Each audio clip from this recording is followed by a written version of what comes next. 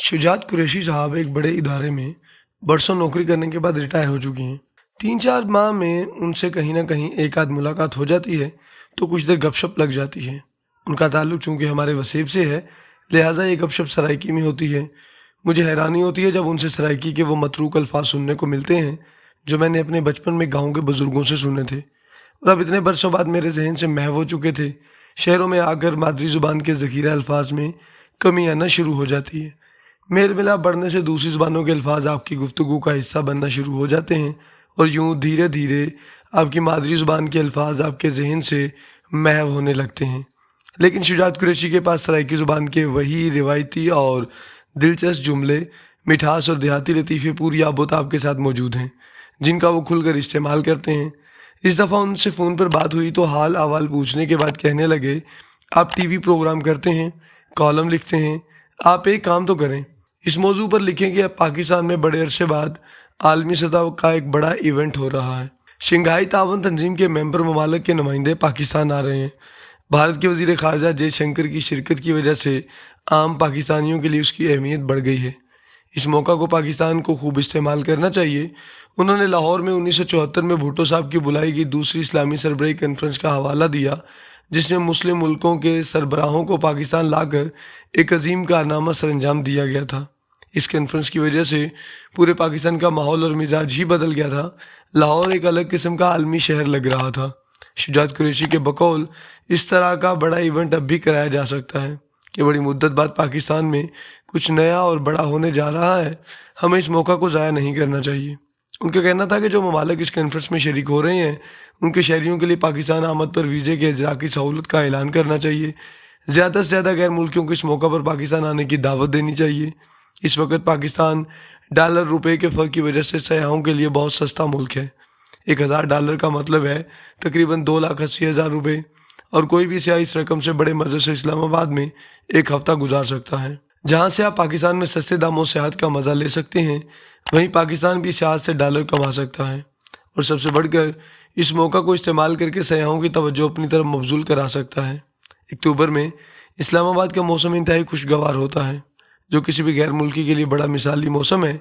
इस इलाके में तारीखी मकामात भी हैं जैसे टेक्सला हो गया, कटास राज मंदिर, मरी नथिया गली जैसे खूबसूरत मकामात भी हैं। कुरैशी साहब कहने लगे कि इस सिलसिले में लोक विरसा म्यूज़ियम बहुत अहम है जहाँ पाकिस्तान भर से फ़नकार अपने फ़न का जादू जगा सकते हैं।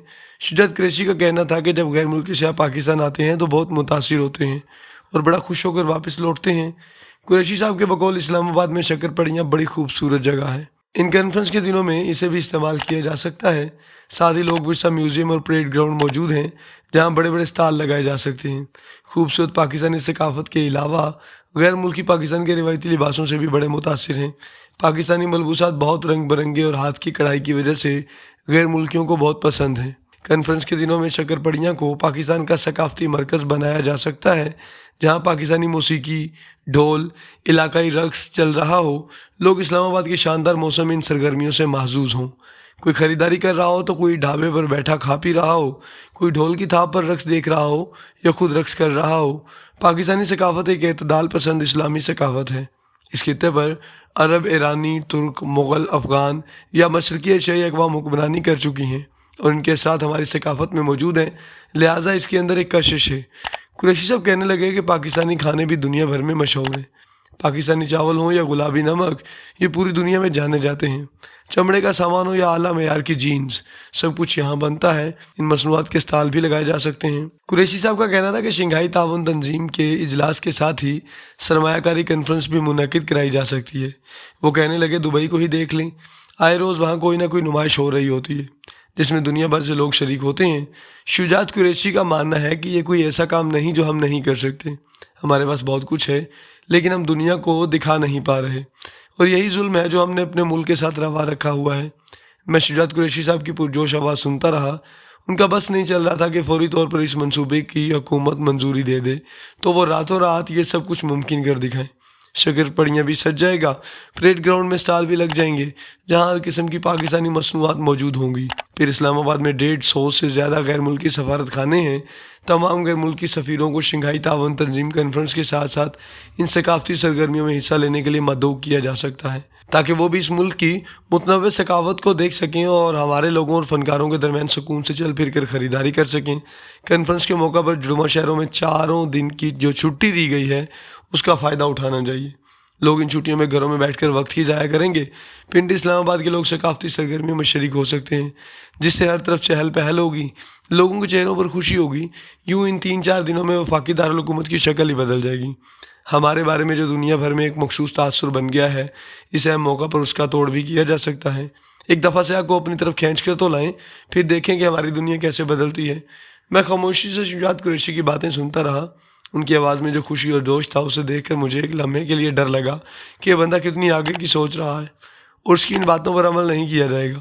الٹا جن دنوں یہ کانفرنس ہونی ہے، پورے شہر میں کرفیو کا سا ماحول ہوگا۔ 4 چھٹیاں دینے کی بڑی وجہ بھی یہی ہے، اور ان کا مقصد لوگوں کو پابند کرنا ہے کہ وہ گھروں سے باہر نہ نکلیں، کیونکہ غیر ملکی مہمان آ رہے ہیں اور یہ سب علاقے ہائی سیکیورٹی رسک قرار دیے جا چکے ہیں۔ شجاعت قریشی اب بھی جوش و خروش کے ساتھ مجھے آئیڈیاز بتا رہے تھے کہ اس کانفرنس کی مدد سے پاکستان خود کو کیسے پوری دنیا کے سامنے ایک نارمل ملک کے طور پر پیش کر سکتا تھا۔ میں سوچتا رہا کہ کیا واقعی سیاستدانوں، حکمرانوں یا خود عوام کو ایسا پاکستان چاہیے جو ویسا اچھا اور نارمل ہو جیسا شجاعت قریشی چاہتے ہیں۔ البتہ ایک بات کی خوشی ضرور ہوئی کہ کوئی ایک بندہ تو ملا جو اس ملک کو نارمل دیکھنا چاہتا ہے اور جس کی سوچ اب بھی مثبت ہے، جسے لگتا ہے کہ ہم اچھا بھی کر سکتے ہیں۔